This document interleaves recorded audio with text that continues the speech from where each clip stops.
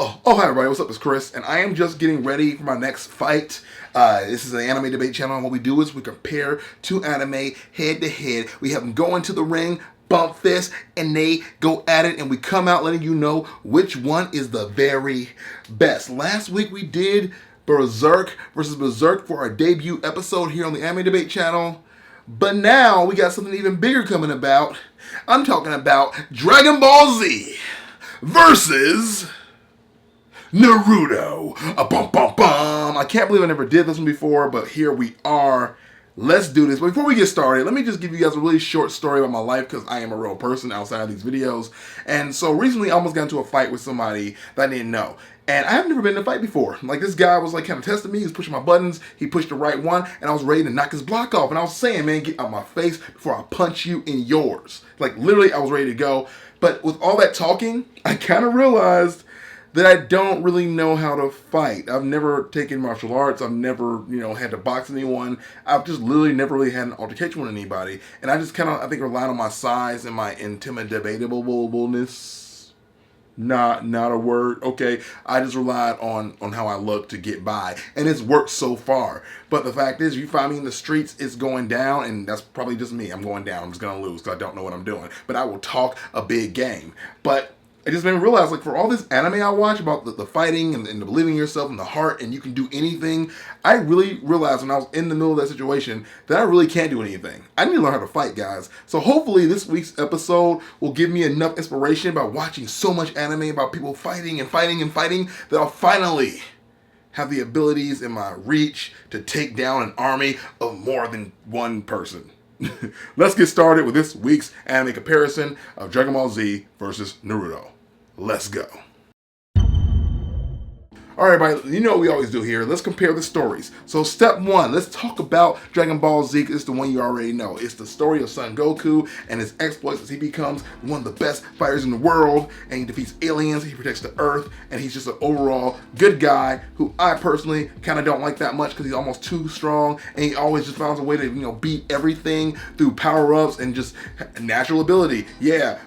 Kids, work hard for what you deserve. Work hard for what you earn. Work hard for what you get. Work hard for the things in life. That's what they tell you. Unless your name is Goku, because otherwise you just get it handed to you on a silver platter. Now we're putting this up head to head with another show that I think rivals it in the modern day era of shonen art and fighting. You know what I mean? So we get Naruto, who is a hyperactive ninja who grew up in a ninja village where he wants to be the king of the ninjas, aka the Hokage, and he wants to get his friend back who left the village for other reasons, and he just wants to be good and help people and get the respect that he deserves from the people in the village who used to be afraid of him because he has a demon sitting inside his belly, and that's a whole other story altogether, but that is what's happening, and that demon gives him special abilities that allows him to become stronger, and he goes through different arcs just like Goku where he gets stronger whenever he needs to get stronger, but it's not as easy for him as it is for Goku. He has to really work, and he has to lose a lot to get where he is. So I feel like he almost earned it to a degree, but I'm getting way too personal with it. Let's move into what I think is the better story. So between these two, personally I think that, I hate to say this, that Naruto definitely fleshes out his story much better, and to a degree where you actually feel emotion for the characters. Now, I am not saying you don't feel anything for Goku and Vegeta and the other people that come about. You do feel things. I think that Vegeta's arc in the show is one of the strongest arcs of any anime. But overall, the stuff you see your main character go through should be the stuff that penetrates to your heart. And Goku just doesn't get me there. Goku, I don't think gets anybody there. Like, he's a good character. He's a core character. But he's just not the character that you really feel any strong emotions for. Whereas when you watch Naruto, once you get past his annoyance, you understand he's doing it as a defense mechanism. And ultimately, he is a good person at heart, and while he can be brash, he learns from his mistakes, and over time, he learns what he has to do to make things right. Goku, on the other hand, will put the Earth at jeopardy just so he can have a good challenge. That to me does not spell the mark of a good character. It doesn't spell a mark of a good, really, hero. It's just so someone who's selfish, who only has a one-track mind, and I just don't know how much story you can get out of a character like that, which is why when he goes away, that's when you get some of the best stuff in Dragon Ball Z. Ultimately, because of this and other reasons, I have to say that in terms of story, Naruto definitely wins this part of the anime debate. Now let's move into what you already know I'm going to move into, which is the characters. And let's just start our protagonists. I already told you how I feel about Goku, but let me get a little bit deeper into Naruto, because Naruto is a Goku traditionalist, if you will, meaning like he comes in the tradition of Goku, but then when the show moves into Shippuden, he becomes a different character altogether, and you see him grow about 2 to 3 different times in this show, and each time he grows, you're like, wow, you know what, you did learn from the things you went through. You are becoming a better character. He's just much more fleshed out. Goku is good. Goku is awesome. You want to see him win, you know, because he is just Goku. But ultimately, he's not a strong protagonist. He's just not. Like, again, the show gets better, in my opinion, when Goku is gone. And when he's there, it's like, yeah, kick some butt and then go eat some food and be silly. But you're not really carrying the weight of the show. Now, let's get into the side characters of both these shows, because this is where things get a little bit more complicated. So let's say we'll start with Naruto. So Naruto's side characters, you got Sasuke, who I hate. Sasuke is just, I hate him because his motivations are stupid, and he's stupid, and I'm sorry, I'm getting personal. I don't like him. I like him less than I like Goku, and even then, I feel like at times, like, especially when the show first started, I liked Sasuke more than I liked Naruto. But when Naruto really gets into your heart, and he's not going anywhere. That's just kind of how it works. So the rest of his side characters are all fun and different. Like you get your Rock Lee, you get your Kashi Sensei, you get all these different people that build around his world, and they're all good characters. But I just feel like they are all kind of missing a layer of something that I can't quite describe.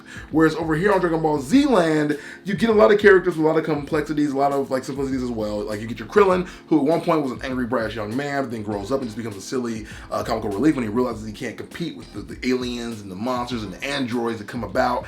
You get your Vegeta, who literally goes through one of the biggest arcs of any anime really, and you see him grow and develop into a character who was at first just a simple villain, but now is a strong leader and a strong fighter and a humble person at times too, which when pride is your strongest attribute and you become humble throughout the characterization of a show, that is crazy to me, and at the same time amazing, and shows how well these writers know how to write a character. Now you get your side big characters here too with Dragon Ball, and the thing is, like, there are way more characters in Naruto. There are way deeper storylines in Naruto. And so your characters go through different arcs a lot more often. But the ones that happen in Dragon Ball, when they happen, they're in there, man. When they happen, they really freaking happen. When you see freaking Piccolo, you know, go from being, you know what?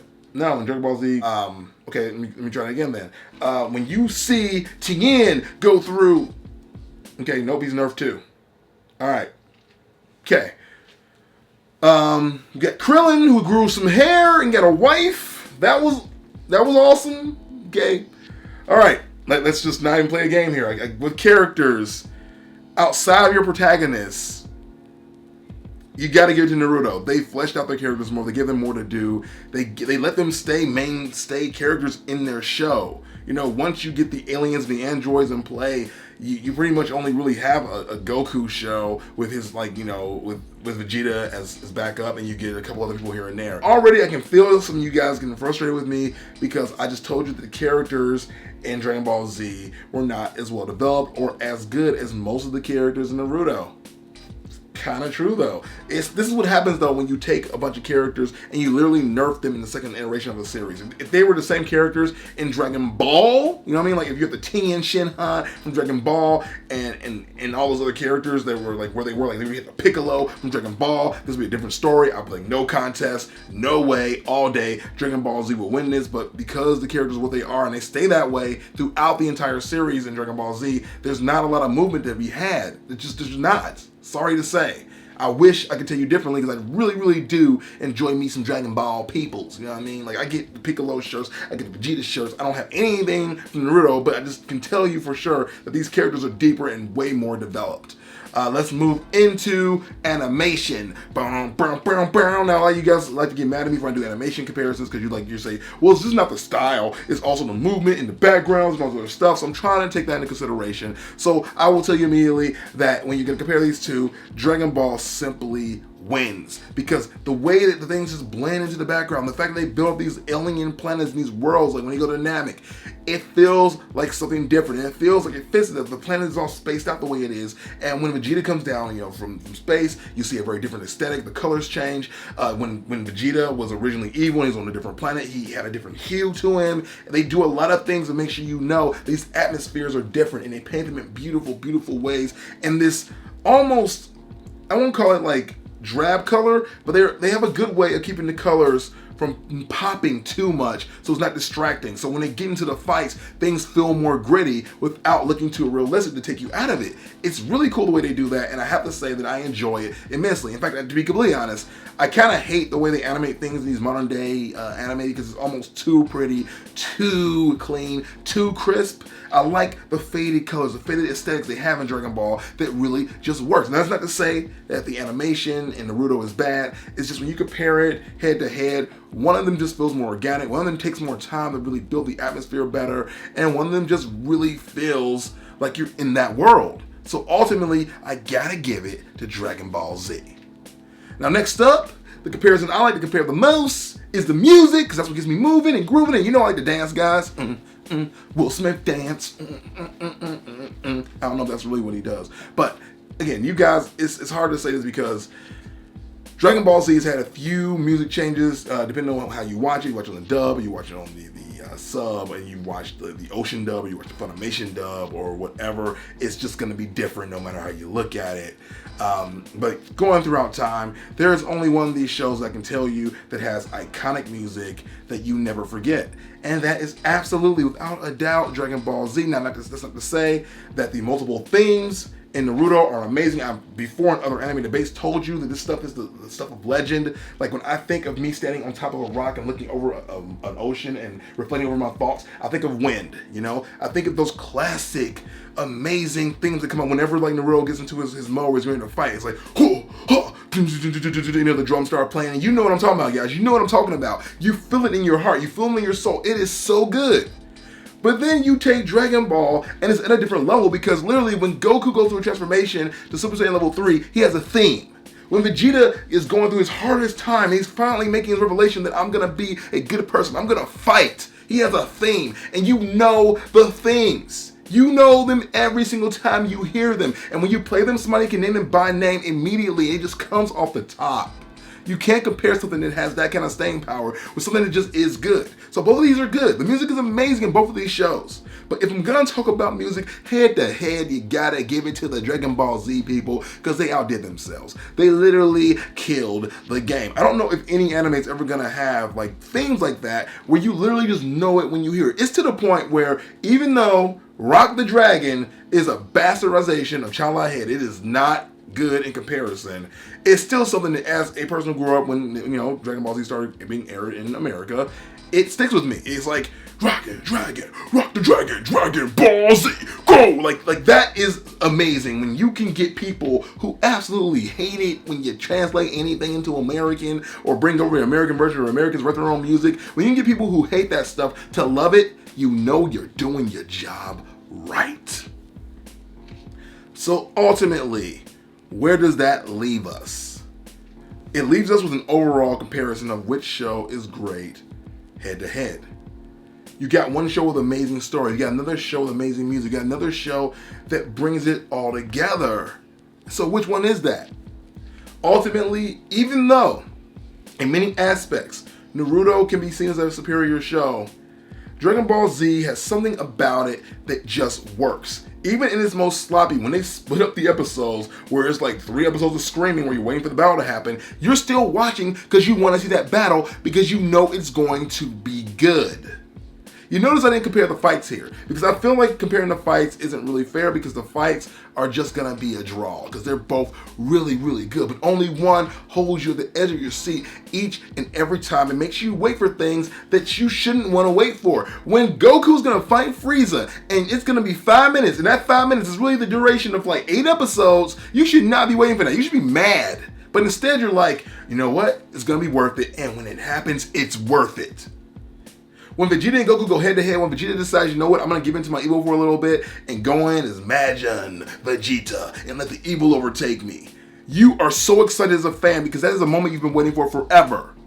It's not the same as when, when Urameshi goes, Urameshi, I'm thinking about other shows, when Yusuke and Naruto go head to head finally for that epic battle they're supposed to have that they have a few different times. It's just not as satisfying. It's just not as good. And ultimately it's because the show just doesn't build up the same kind of rapport with you as you wish it would. It does get you emotionally, but for some reason, Dragon Ball Z just connects, and I can't tell you what that is. Maybe it's the genes of Akira Toriyama, maybe it's something else altogether, but I just know that when I watch these two shows, there's only one that I can truly have a 110% affinity for, and that is Dragon Ball Z, and that is why it wins the anime debate. Now, don't get mad at me, guys, and start giving me thumbs downs. I know how you guys do.